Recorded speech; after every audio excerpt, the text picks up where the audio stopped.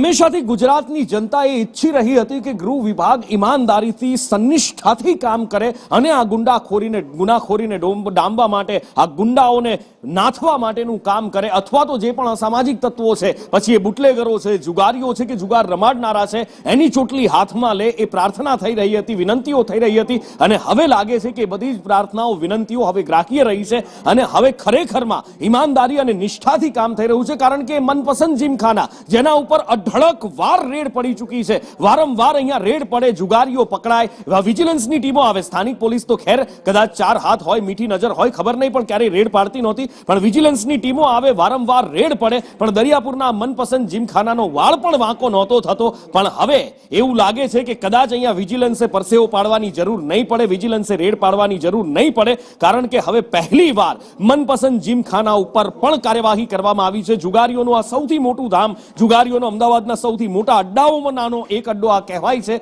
અને એના ઉપર હવે ક્રાઇમ બ્રાન્ચ ફરી એક વખત રેડ કરી અને ફરી એકવાર હવે આ વખતે એનું ડિમોલિશન, ત્રીજા માળનું ગેરકાયદેસર બાંધકામનું ડિમોલિશન કરવામાં આવ્યું છે.